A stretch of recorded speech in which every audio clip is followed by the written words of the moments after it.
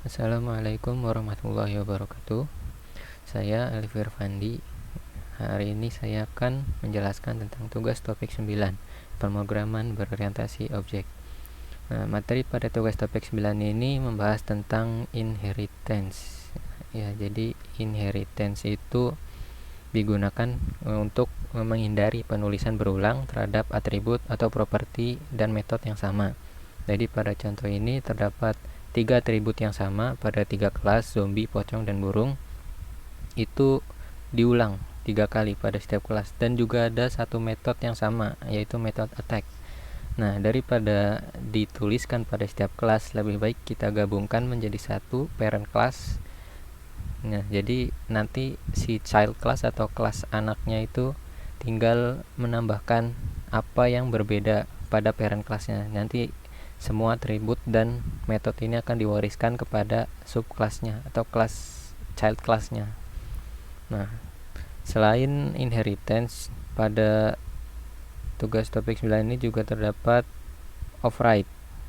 Override itu merupakan salah satu jenis polimorfisme. Jadi di video kemarin itu tentang overloading, itu juga salah satu polimorfisme. Jadi ada 2, overloading dan overriding. Nah, kali ini kita akan mencoba overriding. Jadi overriding itu mengubah metode di kelas induk. Jadi nanti pada kelas anaknya atau child classnya akan mengubah metode default atau metode dari si kelas induk. Nah, langsung saja ke soal. Jadi ini adalah kelas diagramnya. Inheritance ditandai dengan tanda panah yang di ujungnya itu terdapat segitiga. Kemudian karyawan ini merupakan kelas parent, dan kelas tetap dan kontrak ini merupakan kelas child. Nah, pada kelas karyawan ini terdapat akses modifier baru ya. Ini tanda pagar atau crash atau hashtag gitulah. Itu merupakan akses modifier protected yang memang biasanya digunakan untuk atribut yang akan diwariskan gitu. Karena sifat dari protected ini dapat diakses oleh kelas yang sama, kemudian package yang sama, dan tentunya kepada subkelasnya atau kelas anaknya. Nah, override-nya yang mana? Jadi override-nya yang ini, display.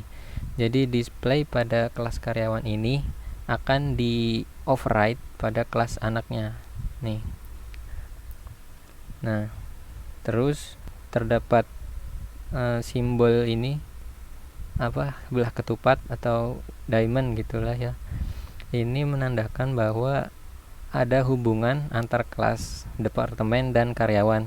Ya, sudah ada pada video sebelumnya, yaitu kalau diamond berarti agregasi. Jadi kelas departemen ini akan menerima kelas karyawan. Jadi kelas karyawan akan dikirim ke departemen ini untuk disimpan datanya sebagai referensi. Nah, ketika kelas departemen dihapus, maka kelas karyawan tidak akan berpengaruh apa-apa karena ini agregasi bukan komposisi. Oke, langsung saja ke codingannya. Jadi karena kelas tetap dan kelas kontrak ini adalah child class dan departemen ini membutuhkan kelas karyawan, maka yang akan kita buat terlebih dahulu adalah kelas karyawannya. Nah, ini ada nama protected ya tadi. Nah, kemudian konstruktornya, dan ini displaynya, defaultnya. Jadi setiap karyawan nanti akan dapat menampilkan nama dan gaji dasar. Kemudian pada kelas tetap ini ada atribut tambahan, yaitu tudas atau tunjangan dasar. Ini untuk karyawan yang tetap. Ini ada extend, ini keyword untuk pewarisan. Jadi si kelas tetap ini merupakan child class dari karyawan. Jadi semua atribut dan metode yang ada pada kelas karyawan ini akan diturunkan pada kelas tetap ini. Nah, jadi super ini merupakan konstruktor dari kelas karyawan ini. Jadi ketika konstruktor tetap ini dipanggil, maka akan meminta 3 parameter. Kemudian parameter nama dan gadas atau gaji dasar ini akan memanggil konstruktor lagi ke parent kelasnya, ke kelas karyawan untuk dibuat objeknya. Kemudian kalau tudasnya itu di sini, di kelas yang ini. Nah, untuk displaynya ini nanti akan di override, akan diganti. Apa yang diganti? Bukan diganti sih sebenarnya, ditambahkan tunjangan dasar tudasnya. Nah, ini tetap memanggil metode ini, display ini, dia memanggil display dari parent kelasnya dan ditambahkan lagi untuk atribut yang baru. Nah, di kontrak ini juga sama, kan mengextend kelas karyawan yang merupakan parent kelasnya. Kemudian pada kelas kontrak ini ada tambahan atribut yaitu waktu lemburnya. Jadi kalau kelas karyawan kontrak itu ada waktu lemburnya. Kemudian di sini sama mengoverride, hanya saja sini bedanya ya. Jadi kalau kelas tetap tadi kan tunjangan dasar, kalau kelas kontrak ini ada waktunya.